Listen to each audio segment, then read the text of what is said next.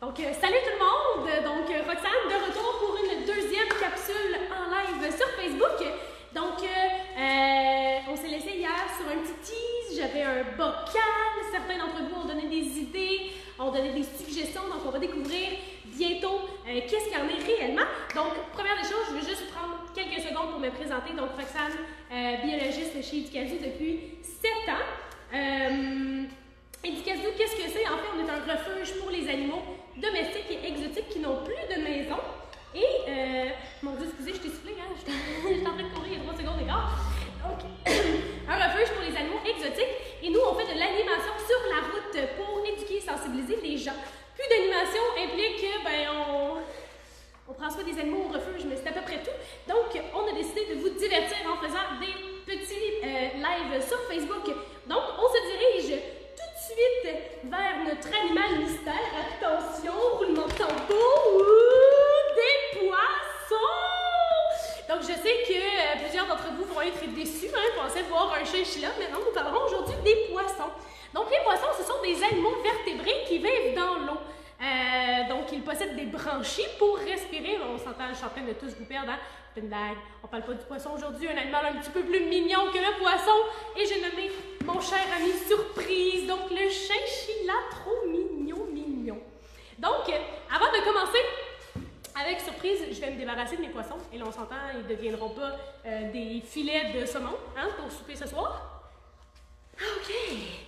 Donc, Surprise, je vais commencer avec son histoire. En fait, Surprise, c'est un des rares individus à être né chez Educazoo. Son nom vient de là. En fait, ce n'était pas voulu qu'il naisse.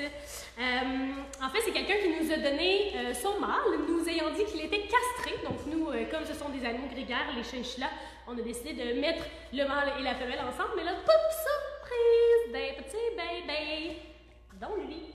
Puis aussi, il faut dire que quand il rentre comme ça et qu'il ressort, ça fait comme... Ça fait comme... Surprise! Voilà. Donc, voici l'histoire de Surprise qui a 5-6 ans environ, qui est née chez Educazoo. Donc, nous allons commencer un petit peu avec l'anatomie du chinchilla, donc au niveau de son anatomie externe. Donc, très facile de remarquer ces 2 grandes oreilles. Et là, elles sont dépourvues de poils, en fait. Elles ont juste quelques petits poils dessus. Pourquoi? Parce que ces grandes oreilles-là ont 2 fonctions très importantes chez le chinchilla. Première fonction ultra importante, capter les sons. Évidemment, c'est comme des pavillons, en fait, comme nous. Ça sert vraiment à aller chercher un maximum de sons autour de lui pour se protéger de ses prédateurs. Parce que oui, les chinchillas, bien qu'ils soient très mignons, ce sont des proies. Autre fonction des oreilles, la régulation thermique. Donc, qu'est-ce que c'est la régulation thermique? En fait, s'il a chaud, le chinchilla va venir évacuer la chaleur par les nombreux vaisseaux sanguins qui se trouvent dans ses oreilles.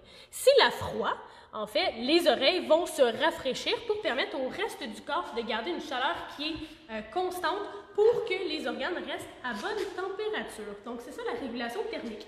Comment on peut savoir si notre chinchilla a chaud ou froid? Vraiment très simple. On lui touche les oreilles, quand il le veut bien, évidemment. Donc, on a juste à venir toucher les oreilles comme ça. Si c'est chaud, c'est parce qu'il a chaud. Si c'est froid, c'est parce qu'il a froid. Et si c'est tiède, c'est parce qu'il est bien, tout simplement.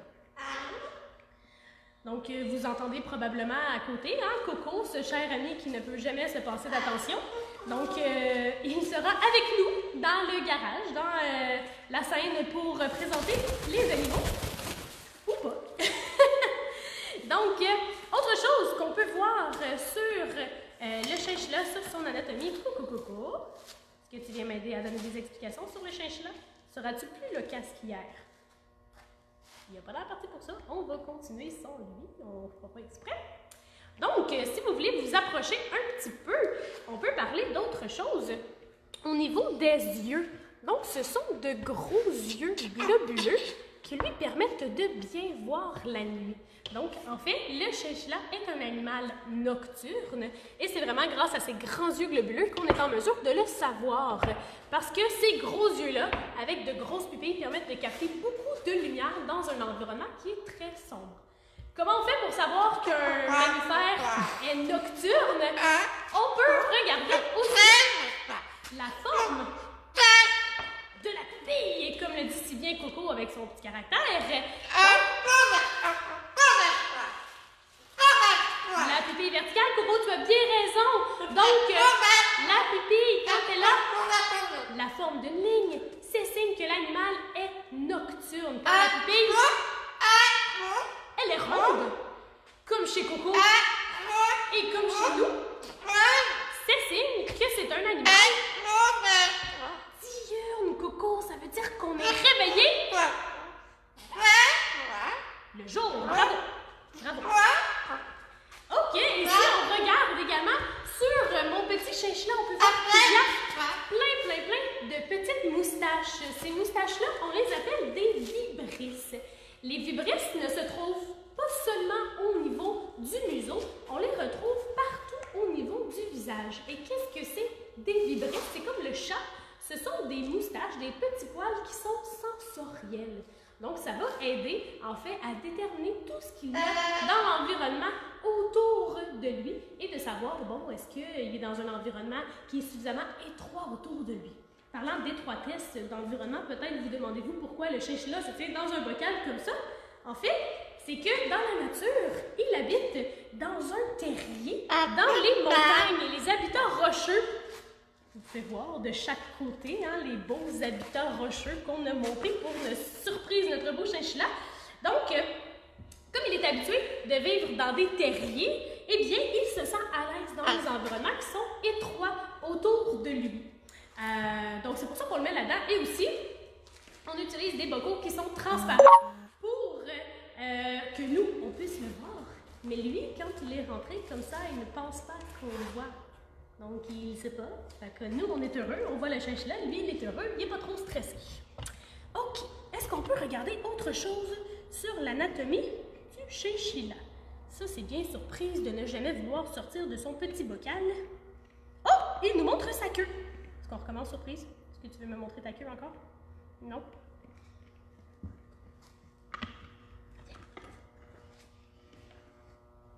Oh. Pas facile.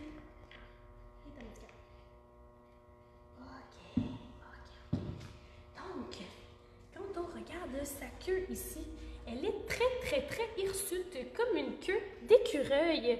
En fait, ces poils-là n'ont pas du tout la même texture que ceux sur son dos. Sur son corps, il a des poils qui sont extrêmement doux et c'est pour ça que le chinchilla est qualifié comme l'animal le plus doux du monde entier. Autre chose qu'on peut regarder sur le petit chinchilla, ce sont les pattes arrière.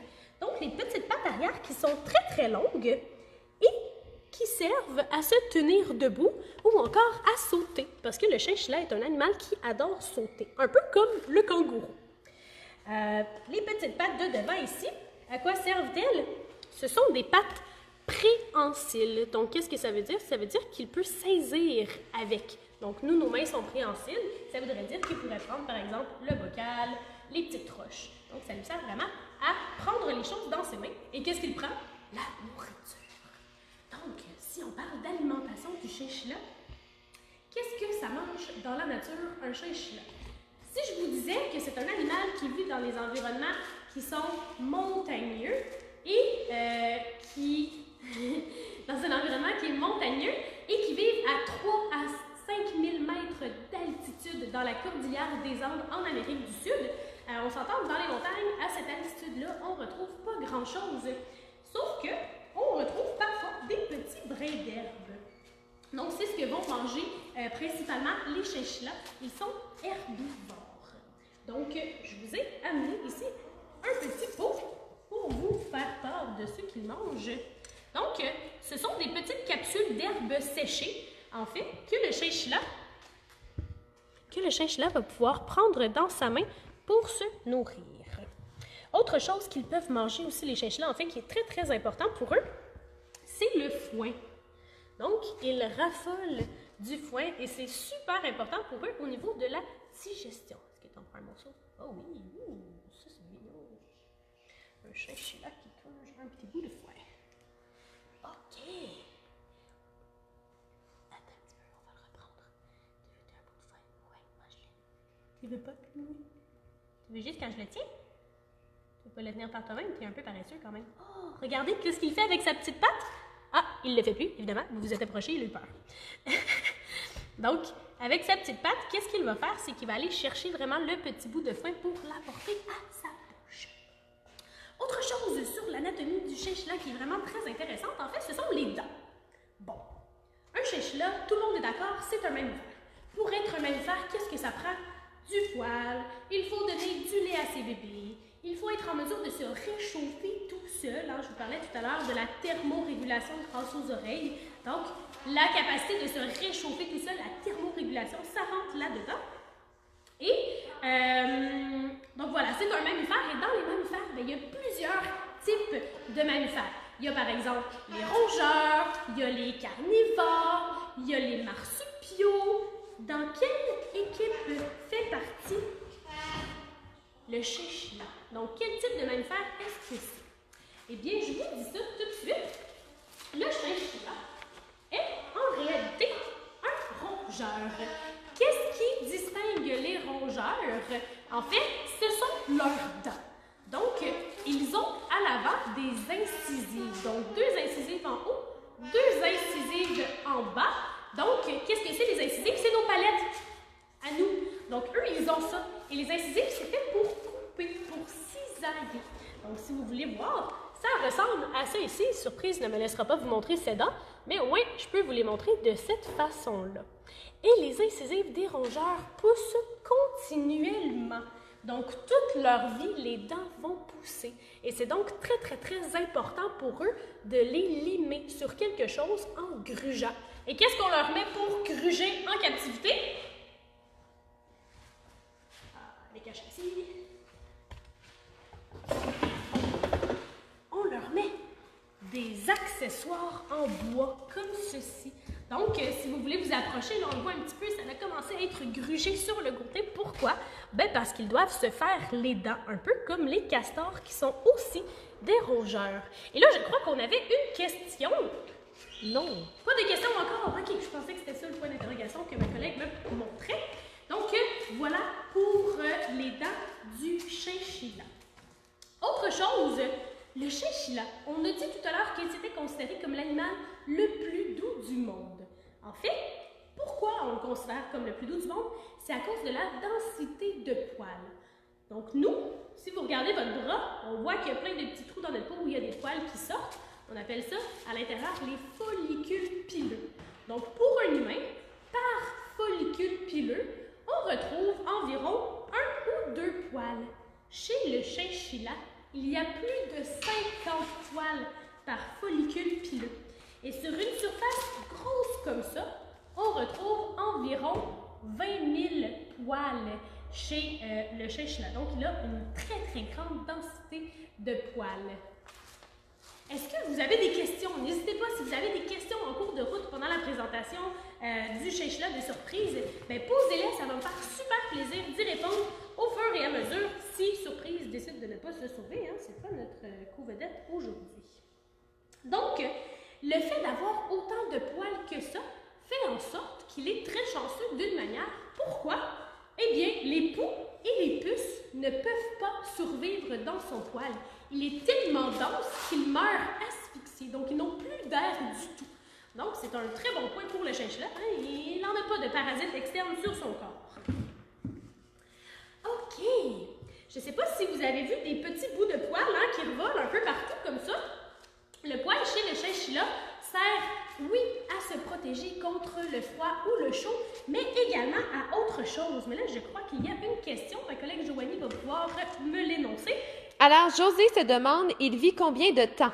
Très bonne question, Josée. En fait, le chinchilla vit environ 10 à 15 ans normalement en nature. En captivité, c'est pas rare qu'on peut se rendre jusqu'à une vingtaine d'années avec le chinchilla s'il a eu des bons soins tout au courant de sa vie. Donc, c'est quand même un investissement à long terme, un chinchilla à la maison. Vous voyez aussi, c'est un animal qui est très, très nerveux. Hein? Donc, c'est pas nécessairement un animal qui apprécie la manipulation. Pourquoi? Parce que je vous l'ai dit en début de présentation, le chinchilla, c'est un animal qui est une proie dans la nature. Et c'est là que je m'en vais avec le poil. En fait, son poil, c'est ce qui lui permet de rester en vie lorsqu'il se fait attraper par un prédateur. Donc, dans la nature, ses prédateurs principaux sont les aigles et les chats sauvages. Les aigles, quand ils arrivent, généralement, ils ne font pas trop de bruit. C'est pour ça l'importance des grandes oreilles comme ça. Quand ils vont arriver souvent, ils vont venir agripper seulement au niveau du poil. Et donc, le chinchilla, pour rester en vie, qu'est-ce qu'il fait? Il perd ses poils. Donc, de cette façon-là, l'aigle se ramasse avec seulement des poils dans ses mains. Et le chinchilla, lui, il retombe sur le sol. Il a une chance de survie. Et les poils qu'il a perdus vont mettre plusieurs mois à repousser. Mais, inquiétez-vous pas, il ne reste pas un petit chinchilla tout nu. Je crois qu'il y a une autre question, ma collègue Joanie. Oui, alors Gabriel se demande, la roue de mon chinchilla fait beaucoup de bruit. Y a-t-il un huile sécuritaire pour éviter de me réveiller à 4 heures du matin? Ne pas mettre la cage du chinchilla dans sa chambre, déjà en parlant, c'est une bonne technique pour ne pas se faire réveiller. Sinon, les huiles végétales, généralement, c'est pas problématique. On s'entend, on cancelle l'huile d'avocat. Hein? Donc, si on y va vraiment avec une huile végétale tout à fait naturelle, normalement, il n'y a pas de danger et ça arrête effectivement les grincements de la roue. Une autre question?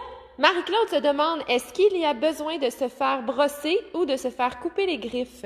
En fait, pour ce qui est de brosser, oui. Je ne sais pas si vous avez remarqué, mais surprise serait due pour un petit passage là, chez la coiffeuse. Il a plein de petits bouts de poils qui ressortent parce qu'il est en train de faire l'anu de l'année. Pour ce qui est de couper les griffes, ce n'est pas nécessaire en fait. Sur les pattes des chinchillas, ce n'est pas des griffes à proprement parler, ce sont vraiment des ongles comme nous. Je ne sais pas si on est en mesure de voir mon petit surprise d'amour, mets tes petites pattes sur le bord. Donc, ce sont vraiment des ongles qui sont plats. Donc, pas besoin de faire de coupe de quoi que ce soit. Une chose, toutefois, qui peut être très importante à valider, qui pourrait éventuellement nécessiter une coupe, c'est au niveau des dents. Parce que, comme je vous disais tout à l'heure, les dents vont pousser constamment tout au long de sa vie et il doit toujours avoir quelque chose pour gruger afin de limer ses dents. Parce que si on ne lime pas, ça peut finalement ressembler à ceci. Donc, c'est ce qu'on appelle une malocclusion dentaire. Donc, les dents vont pousser toutes croches et elles vont rentrer soit dans la mâchoire du bas ou dans la mâchoire du haut. Et ça occasionne de la douleur, évidemment, pour le chinchilla. Et également, il est impossible pour lui de se nourrir de cette façon. Donc, quand les dents sont trop longues, on peut aller chez un vétérinaire exotique qui s'occupe de couper les dents. Rassurez-vous, il n'y a pas de douleur associée à la coupe de dents, évidemment, si on coupe pas trop loin. Oui, une autre question. Catherine se demande, dis-moi Roxane, comment fait-il pour laver sa belle fourrure? Comment fait-il pour laver sa fourrure? Ben écoutez, je vous ai amené quelque chose. En fait, je vous ai dit, le poil du chinchilla tout à l'heure, il est super dense, tellement dense que les poux et les puces ne survivent pas. Le fait que sa fourrure soit aussi dense fait en sorte que s'il est mouillé par de l'eau ou qu'il se lèche, la fourrure ne sèche pas. Donc, il a des risques de développer des champignons ou de la moisissure. Lui, là où il vit, il doit se rouler dans la poussière volcanique pour se nettoyer. La poussière volcanique, c'est super fin et c'est tellement fin en fait que ça va passer entre chacun des petits poils pour bien nettoyer et enlever toutes les impuretés. Et que diriez-vous d'assister à un bain de chinchilla? Hein, on est tout près ici. Donc, un bon bocal ici avec du sable à chinchilla. Évidemment, on n'est pas allé sur un volcan pour chercher de la poussière. Donc, le sable ici, là, surprise, a donc envie d'aller se laver. Mon Dieu, je suis sale, je passe à la télé et je ne suis même pas propre. Donc voilà, le chinchilla, qu'est-ce qu'il fait quand il veut se laver? Il va rouler pour nettoyer sa fourrure comme il faut. Bon, il est peut-être un petit peu gêné, c'est rare qu'on se lave devant des centaines de personnes qui nous regardent. Hein? C'est un peu gênant quand même. Donc, on va le laisser dans ce bocal et je vais quand même continuer à vous parler un petit peu du chinchilla. Une chose qui est très importante à savoir avec le bain du chinchilla, c'est que s'il est sale, s'il est souillé par des excréments, le chinchilla arrête complètement de se laver parce que c'est un animal qui est très propre et qui adore que son sable soit propre également. Donc, par la mesure des choses, souvent, quand ils se baignent dans leur petit bain, ils vont faire des excréments. Et à partir du moment où il y a des petites crottes dedans, c'est terminé. Ils sortent du bain et ils n'y retournent plus jusqu'à ce qu'on mette un nouveau bocal avec du sable. Le bain peut être relativement régulier pour lui permettre de nettoyer sa fourrure au rythme qu'il le veut, sauf qu'il faut toujours garder en considération que s'il y a des excréments, il ne se lavera pas. Ça, c'est certain à 100%. OK. Autre chose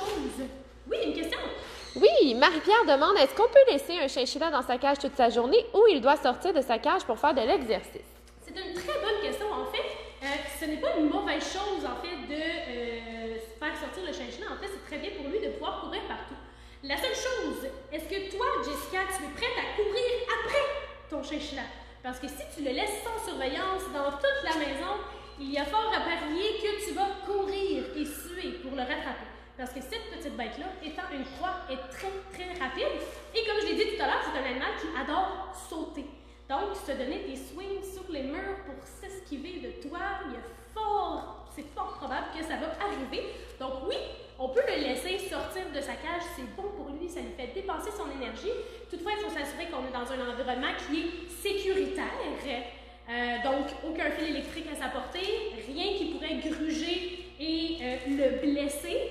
Et également, on s'entend qu'on ne veut pas le mettre dans un environnement où il y aurait, par exemple, un chat, un chien, des bruits qui lui feraient penser à des prédateurs, parce qu'à ce moment-là, c'est pas du plaisir de sortir qu'il va avoir, c'est du stress de se faire manger. Oui, une autre question? Oui, Marie-Claude se demande, est-ce qu'on lui laisse le bocal de sable en tout temps ou on doit contrôler le nombre de bains qu'il prend? Il n'y a pas de contrôle nécessairement à faire. Le chinchilla va se laver quand il se sent sale, en fait, quand il en ressent le besoin. Ce qui est important, c'est vraiment de s'assurer que quand il y a des crottes, on enlève les crottes, on change le sable pour s'assurer que lui, lorsqu'il se sent sale, qu'il ressent le besoin d'avoir un petit bain, il a la possibilité de prendre un bain avec du sable propre. OK. Est-ce qu'on a parlé de la distinction mâle-femelle? Pas encore. Donc, je vais vous parler en fait de comment on fait la différence entre un mâle et une femelle chez les chinchillas. Donc, en fait, la distinction, quand on les regarde comme ça et qu'on en a seulement un, c'est quasiment impossible de faire la différence. Quand on en a deux, un mâle et une femelle, là, c'est plus facile. Souvent, la femelle va être un petit peu plus grosse que le mâle. Quand on en a qu'un seul à la maison, qu'est-ce qu'on regarde? Eh bien, je vous ai fait imprimer ceci. Donc, un tout petit papier. Excusez-moi, c'est ce que j'avais pour vous. Donc, la distinction entre le mâle et la femelle. Donc, c'est vraiment très simple.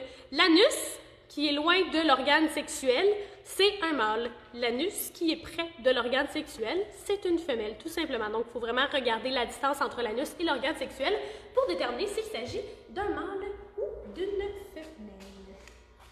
Super! Donc, tout à l'heure, je vous disais que le chinchilla était l'animal qui avait la plus grande densité de poils sur la planète. C'est ce qui le rendait, en fait, l'animal le plus doux au monde, c'est plutôt ça. Mais ce n'est pas lui qui a la plus grande densité de poils.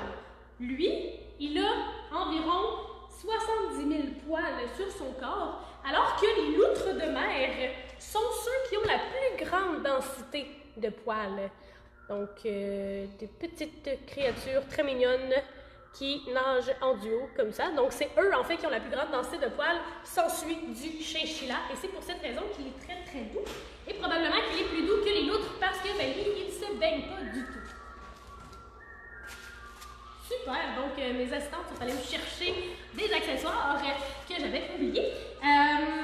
Le chinchilla a été reconnu, en fait, pendant de nombreuses années comme étant un animal très agréable pour le commerce des fourrures. En fait, les fermes d'élevage pour faire des manteaux avec les chinchillas. Donc, pour faire un manteau, ça prend entre 100 et 200 chinchillas. Et pourquoi ça en prend autant, en fait? Bien, déjà en partant, ce sont de petites créatures.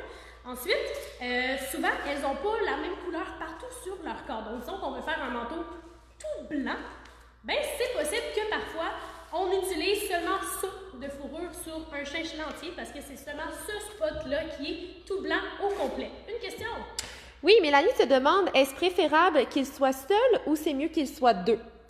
C'est une très bonne question. Si on met un mâle et une femelle ensemble, on s'assure de faire castrer le mâle. On ne veut pas de reproduction.